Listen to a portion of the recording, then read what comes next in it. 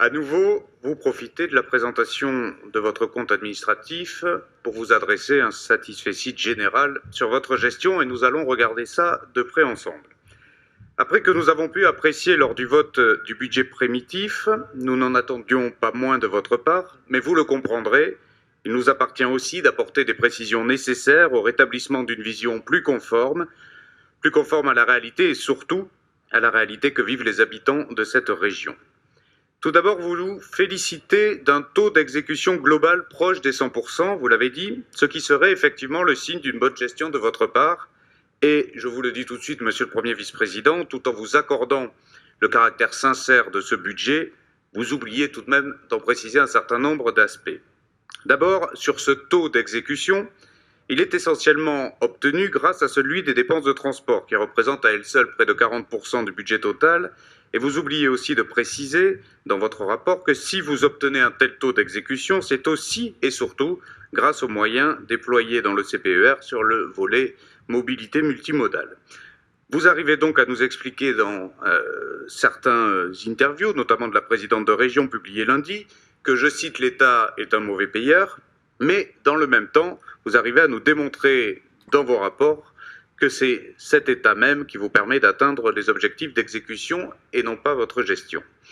Et donc derrière ce chiffre global d'exécution, il y a en réalité des situations très disparates. Quand on regarde les dépenses réelles d'investissement, celles qui comptent le plus pour préparer l'avenir, vous le savez, on constate pour le logement qu'on est à moins de 80%, on constate pour l'environnement qu'on est à peine à 77%, et seulement 37% pour la politique de la ville. Vous reconnaîtrez que c'est bien le signe que vous avez délibérément choisi de délaisser des actions au profit d'autres actions, et d'ailleurs c'est ce que souligne le rapport et l'avis du Césaire que nous avons écouté tout à l'heure. Vous vous félicitez également que vos recettes, notamment dans leur composante fiscale, soient finalement moins impactées que prévu lors de nos derniers débats. C'est vrai, vous avez raison, mais vous n'allez pas au bout, là encore, de la vérité qui consisterait à préciser que c'est essentiellement grâce au plan de relance qui a représenté 7 milliards d'euros pour notre région.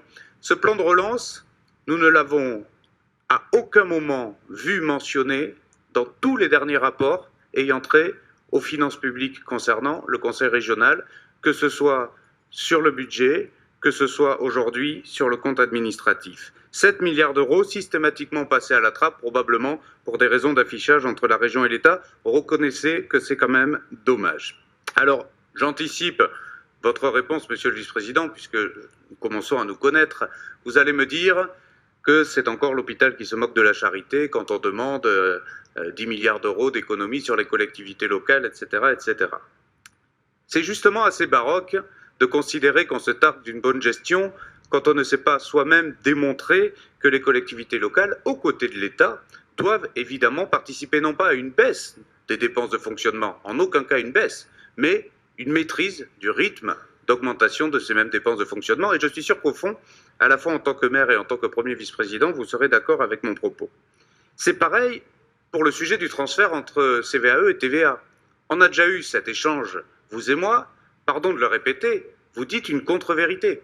Le transfert de TVA de l'État vers la région en compensation de la suppression de la part régionale de CVAE est bénéfique pour les recettes du Conseil régional d'Île-de-France, mais aussi de tous les conseils régionaux de France. Plus de 2 milliards d'euros de différence pour une raison assez simple. C'est que la CVAE a été impactée par les effets du confinement et que donc ce transfert de TVA a permis aux conseils régionaux de ne pas subir cette année blanche.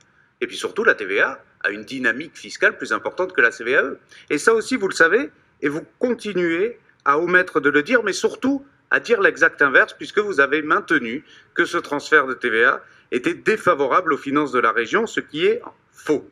Enfin, je conclurai en finissant sur l'usage de la notation de l'agence Fitch comme avis définitif sur ce que serait votre bonne gestion. Là aussi, attention, il y a lieu de discuter de l'usage de cette notation. Parce que nous ne sommes pas d'abord ici dans une banque ou dans un fonds d'investissement ou dans une entreprise. D'ailleurs, la présidente de région l'a dit elle-même tout à l'heure et elle avait raison. Nous sommes ici dans un conseil régional, dans une collectivité territoriale et qui délivre des services publics.